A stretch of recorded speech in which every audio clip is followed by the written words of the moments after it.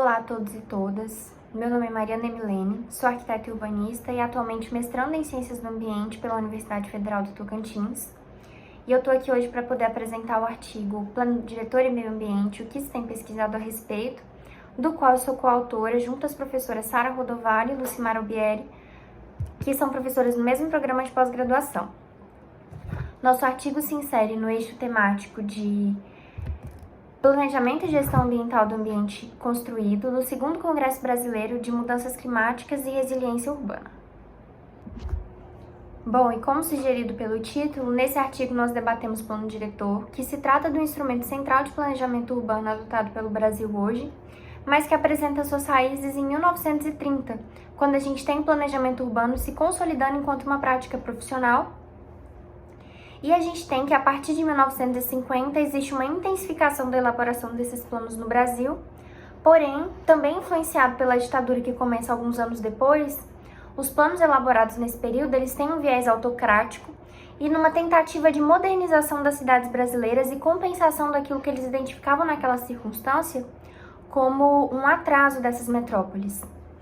A partir de 1980, a gente tem o advento do movimento pela reforma urbana, que resulta numa emenda à Constituição em 1988 e pavimenta o caminho até a gente chegar em 2001 e ter a regulamentação dessa política urbana pelo Estatuto da Cidade.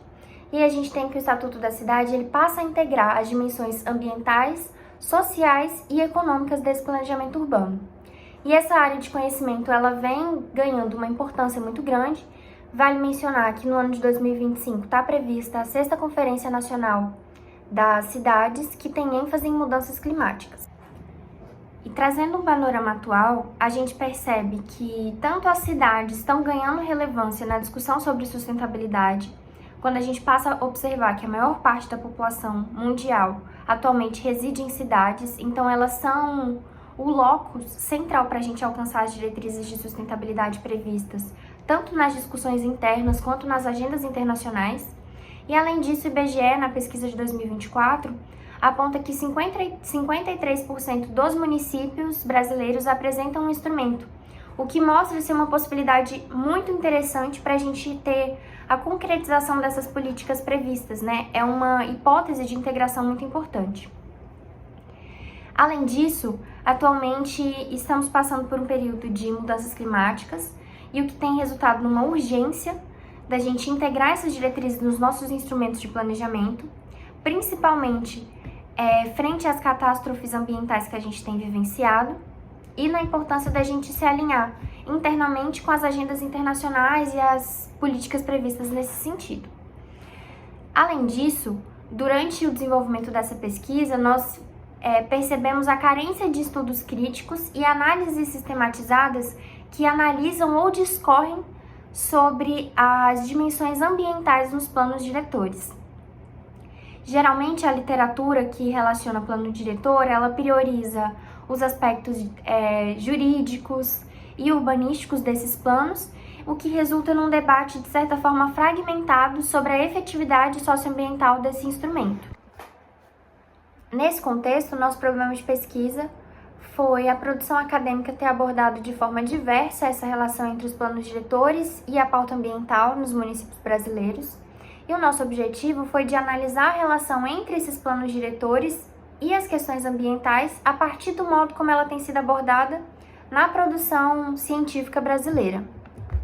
Para isso, nós optamos pela realização de um meta-estudo, buscando elaborar uma síntese das pesquisas existentes sobre planos diretores e questões ambientais no Brasil e analisar a frequência temática e a abordagem nos textos. O ZAU apresenta que esse tipo de estratégia ele é muito relevante para áreas em transformações paradigmáticas, como é o caso do planejamento urbano no Brasil, especialmente a partir do Estatuto da Cidade. Quanto à coleta de dados, a base que nós escolhemos para fazer essa coleta foi a da Cielo, por conta da acessibilidade, da abrangência nacional e da gratuidade. Nosso termo-chave de busca foi plano diretor, o que retornou inicialmente 119 artigos. E a partir disso nós procedemos para as etapas de filtragem iniciando pela exclusão dos artigos duplicados e depois na restrição desses artigos sobre planejamento urbano. Então, todos aqueles que adotavam plano diretor escolar ou plano diretor epidemiológico e afins, nós já excluímos de cara. Dessa etapa inicial de filtragem, nós resultamos em 118 artigos. Quanto aos critérios de inclusão e exclusão, os parâmetros que nós utilizamos foram de abrangência geográfica, então nós restringimos os estudos considerados ao contexto nacional.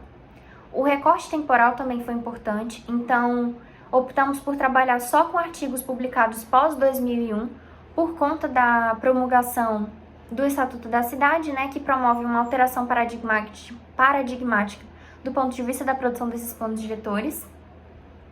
E para a gente filtrar dentro do nosso enfoque temático, nós utilizamos os termos-chave de meio ambiente, sustentabilidade, mudanças climáticas, catástrofes ambientais e fragilidades ambientais.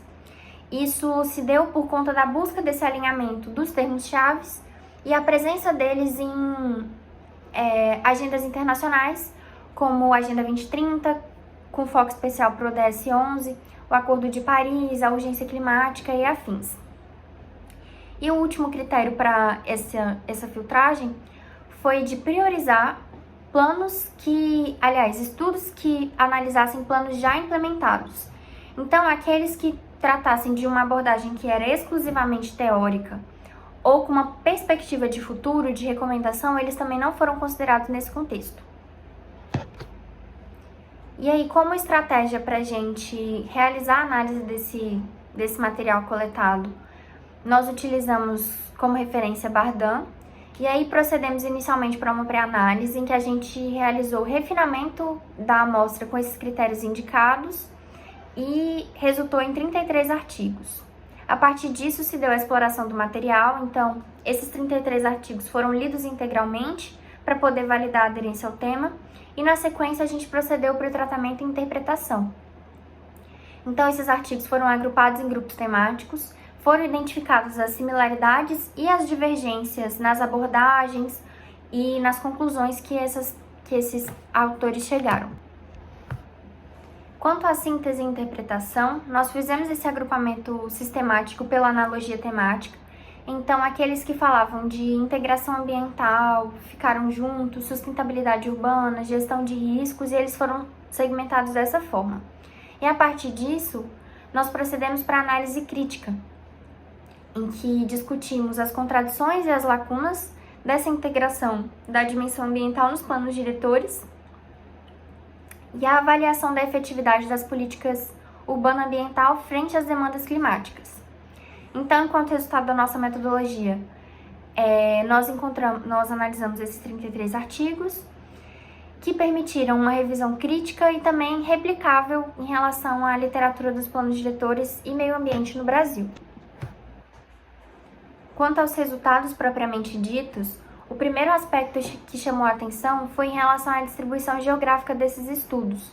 A gente reparou a concentração regional, então 70% dos estudos se concentram nas regiões Sul e Sudeste, com destaque para o estado de São Paulo, que concentra sozinho 6 estudos. Além disso, as regiões Nordeste e Centro-Oeste apresentam pesquisas pontuais em capitais, então a gente percebe que conseguiu localizar pesquisas relacionadas a Teresina, Fortaleza, Campo Grande. Em relação à região Norte, nós encontramos um único estudo, que ele era comparativo entre 3 cidades paraenses, então era Belém, Salinópolis e Bragança, mas não encontramos nessa filtragem nenhuma outra cidade da região Norte. Além disso, nós identificamos um aumento quantitativo no número de pesquisas após 2010 e correlacionamos esse aumento ao impulsionamento causado pelas emergências climáticas e as agendas internacionais. Enquanto lacuna crítica, também identificamos a presença de poucos municípios pequenos e médios. E nesse contexto, nós concluímos a necessidade de diversificar os perfis de cidades que são abrangidos para a gente conseguir abranger o máximo de realidades locais e fragilidades ambientais distintas. Então, isso vale tanto do ponto de vista geográfico, de aumentar a quantidade de estudos nas regiões que aparecem menos, quanto também nos perfis de municípios diferentes do ponto de vista do porte do município, se ele é pequeno, médio ou grande. Entre os problemas descritos nesses artigos com mais frequência, nós identificamos a descrição dos planos como figurativos ou programáticos, sem a presença de ações concretas para apropriação do instrumento, apropriação real do instrumento, além de conflitos entre o mercado imobiliário e as diretrizes de preservação ambiental. No caso, o mercado imobiliário sai em vantagem e a preservação ambiental em desvantagem nesses municípios.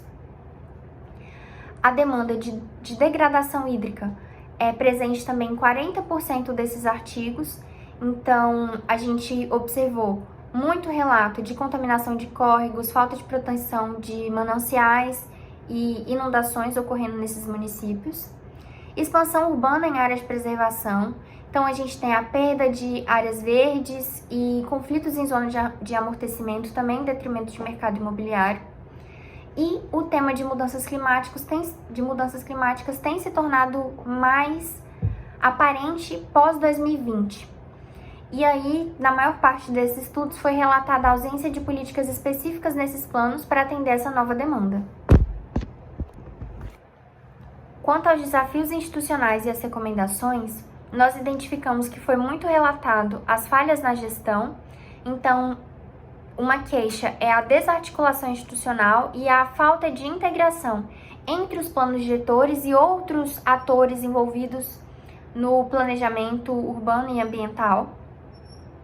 E as recomendações chaves que nós localizamos nesses artigos também foram relacionadas a priorizar a gestão hídrica em áreas de risco, limitar a expansão urbana em zonas vulneráveis, integrar os instrumentos de uso do solo com o zoneamento ecológico e econômico, além de articular melhor a universidade, os gestores e a sociedade civil e promover uma abordagem verdadeiramente participativa para mediar esses conflitos com a transparência e com uma avaliação contínua dos impactos a partir das diretrizes adotadas.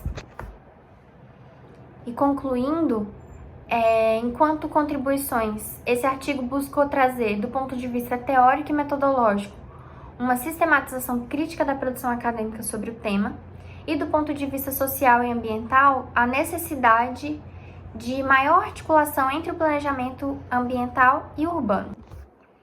Bom, aqui seguem as nossas referências bibliográficas utilizadas. Muito obrigada à atenção de todos e nós seguimos à disposição para eventuais dúvidas e contribuições. Muito obrigada!